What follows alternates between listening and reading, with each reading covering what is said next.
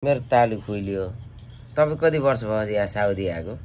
Saudi आएको 2006 मा हो। अब 19 पुगेर 20 मा अब पुरा भइसकेको छ।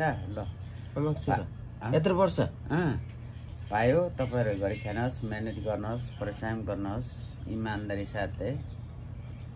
मेरो तालु खुइल्यो खुइल्योस् त्यो काकाको चाहिँ खुइल्यो हैन किन? अच्छा।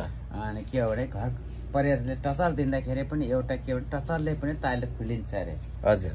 त मेरो चाहिँ घर परिवारमा सबभन्दा टचर दिएन। हजुर। टचर नदिए गरेर तालु पनि खुलिएन। म त अब 60 वर्षको अब अलरनमा पुगेको छु। ठिक छ, घर परिवारले पनि टेन्सन नदिने, परदेश बसेको मान्छेले पनि कोही 1-2 पैसा बचाएर घर परिवारलाई चाहिँ नै सम्झिन्छ, पठाइदिन्छ। अब त्यही हो। अनि काका मलाई चाहिँ घर जान एकदम रहर लाग्छ। 2 वर्ष न रहर त लागिहाल्छ नि। यत्रो वर्ष 20 वर्ष बस्दैछ नि रहर लागेन? अब रहर त लागिन्छ नि। के हो भने बाध्यतावश आफ्ना घर परिवार फ्यामिली, म त कतिखेर जाम हुन्छ छोराछोरी परिवार पढाउने होइन काका। मैले पनि सुखाइ राख्ने कोसिस। कतार साउदी 4 चोटि भयो, कतार 3 चोटि भयो, 7 वर्ष दुग्रिसकेँ। मलाई चाहिँ यो घर चाहिँ दुग्रे गर्न मलाई किन हो भने म त त्यो के अरे आजत भिजा त छैन। कस्तो हो भने मन चलचल हुन्छ क्या, त्यो मन चलचल गर्नु भएन। जसुकै होस्। हजुर।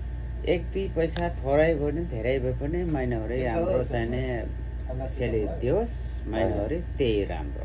त्यति बेला सुरुमा आउँदाखेरि तपाईँ चाहिँ साउदीमा चाहिँ कति थियो यो ठाउँमा नेपाली दाजुभाइहरू? भेटघाट कतिको हुन्थ्यो? कति माया प्रेम पाउनुहुन्थ्यो काका? त्यतिखेर भाइ म लेबर हो। जे भए पनि काका यहाँ कतिको दाजुभाइ भेटिन्थ्यो हाम्रो देशका?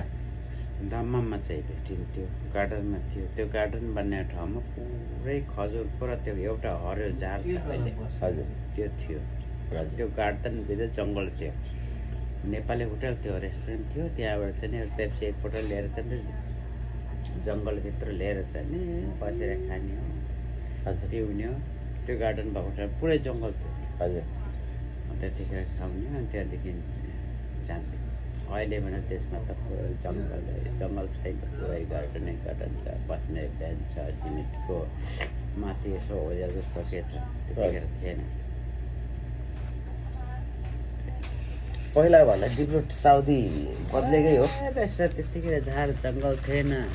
माथि जुन जुलाईमा चाहिँ नि यो चिडियाहरू चरीहरू चाहिँ नि यो भनौँ न परेया भनौँ, भङ्गेरा भनौँ, हाम्रो भारत नेपालमा भङ्गेरा भनौँ, उडिरहेको थियो। पक्ला तल खसेर चाहिँ रोड। हाम्रो गोलेस्टरको जुत्ता नि त्यो स्पोर्ट भने गोलेस्टरको जुत्ता नेपालबाट ल्याएको। एक दिन त्यो रोडमा हिँड्यो भने त्यो फ्ल्याट ठुलो होल। अहिले त होल त हुँदैन नि। मलाई त भन्थे बाटा चप्किन्छ भन्थे। चप्किन्छ होल भएको। त्यस्तो गर्नु यसो हेर्दाखेरि त्यो डर लागेछ। जस्तै हाम्रो गाउँघरतिर चाहिँ मकै छाना चाहिँ एउटा ठुलो झारहरू चाहिँ बटुले चाहिँ उ गर्दा पोल्दाखेरि चाहिँ नि यस्तो जस्तो आउँछ नि त्यस्तो आउनु। तपाईँ बेलामा यो विदेशदेखि चिठी लेखेर घर काकीहरूलाई चाहिँ कसरी पठाउनु भयो? चिठी लेखेर चाहिँ नि एउटा कति छ उता तमामभित्र। हजुर। 18 महिनाको बाद बुढीसँग 18 महिना कसरी बोल्यौँ? बुढी भनेको 1 दिनको बाटो भनौँ खटाङ्गा सोलुखुममा हाम्रो घर। खटाङमा गएर चाहिँ नि बुटबाट चाहिँ नि फोन गरेर चाहिँ नि यो जितबहादुर मामाको नम्बर थियो, त्यसमा फोन गरेर बल्ल सम्पर्क भएको। अच्छा। 18 महिनापछि। 18 महिना भनेपछि त तपाईँ त 2006 मा आएको त 7-8 2008 मा त मोबाइल आएको थियो काका विदेशमा। एउटा नोकियाबाट चाहिँ सानो टिक गर्थ्यो के। चिठी लेखेर चाहिँ नि पोस्ट गर्नुभएको थियो। दमामा छ अहिले त्यो पोस्ट। हजुर। त्यो छ अझै पनि। तपाईँहरू त हुलाक छ भन्छन्।